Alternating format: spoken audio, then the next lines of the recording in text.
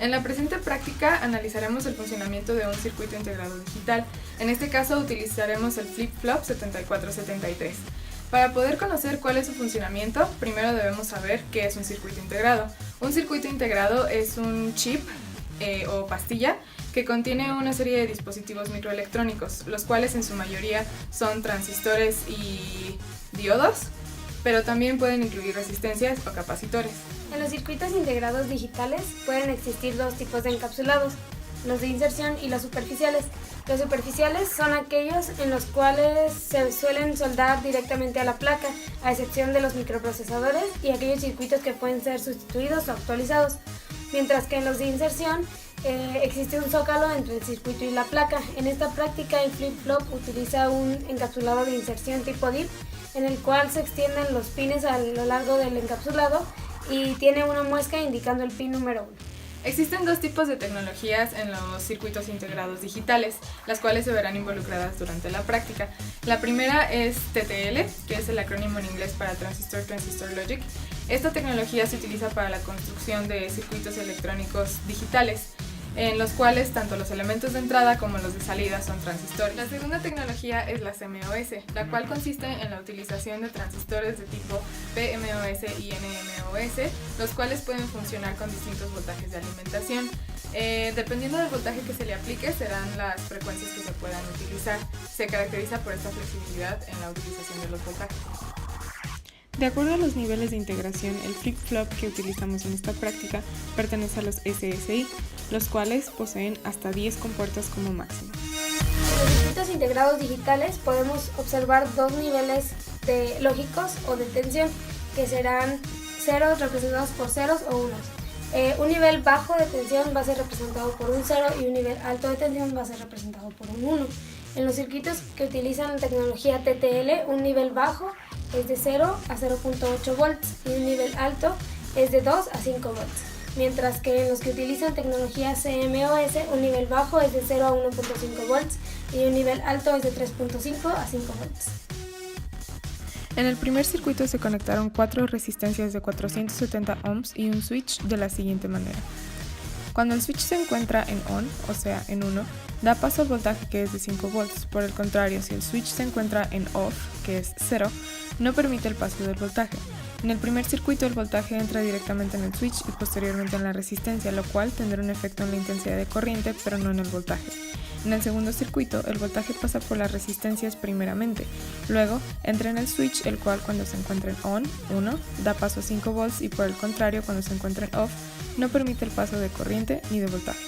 En las entradas del circuito integrado de ambos circuitos se tiene el mismo voltaje. La única diferencia será la corriente que pasa por el circuito, sin importar la magnitud de la resistencia. En esta práctica utilizamos dos circuitos integrados que a su vez contienen dos flip-flop en su interior, por lo cual constan de 14 pines cada chip, 6 para cada flip-flop, uno para la alimentación del chip y otro para la conexión a tierra del chip. El circuito que armamos consistía en conectar a un voltaje de 5 volts las conexiones llamadas J, K y CLR de los 3 flip-flop utilizados. Sin embargo, para el primero conectamos el pin CLK a la señal dada por el generador de funciones, que también era de 5 volts pero a una frecuencia de 1 kHz. Por último, la señal de salida del primer flip-flop la conectamos a la entrada CLK del segundo y la salida del segundo a la entrada del tercero, dejando 3 cables libres en las salidas para poder realizar la medición de las señales. Al realizar esta medición pudimos observar que la primera salida duplicó el periodo de señal de entrada, dando como resultado la mitad de la frecuencia inicial. La segunda salida tuvo un aumento de 4 veces el periodo de la señal inicial y la tercera aumentó 8 veces su periodo, dándonos así la segunda una cuarta parte de la frecuencia inicial y la tercera una octava parte de la frecuencia inicial.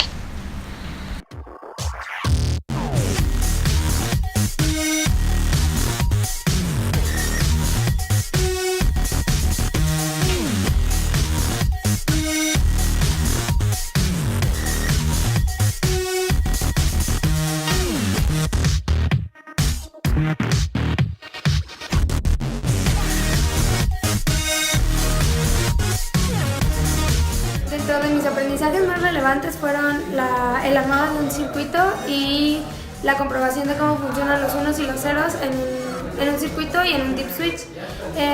Algo que me gustó de la práctica y algo que también creo que aporté fue que tuve conocimientos previos acerca de la materia de circuitos y eso nos facilitó el armado del circuito y la utilización de los instrumentos de medición.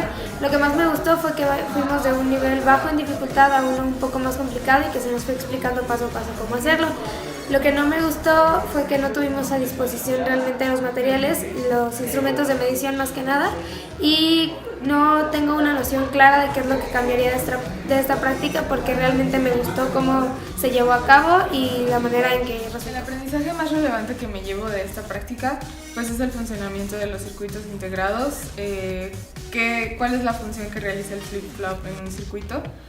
Me pareció muy interesante y fue de mucha ayuda verlo en la práctica, sin duda. Creo que para esta práctica yo aporté pues los conocimientos previos que tenía acerca de los instrumentos de medición y sobre cómo armar un circuito. Creo que eso facilitó e hizo más rápida toda la práctica. ¿Qué fue lo que me gustó más? Pues el hecho de que pudiéramos comprobar cómo funcionaba nuestro circuito con el osciloscopio y con los LEDs, creo que fue la parte más emocionante y pues que lo pudiéramos ver realmente que estaba sucediendo y que así funcionaba.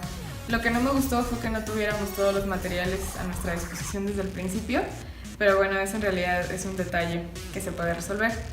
Lo que yo le cambiaría a la práctica, pues en realidad creo que es únicamente eso, que tengamos los materiales de manera más sencilla y creo que es todo. En general la práctica fue muy útil para mí.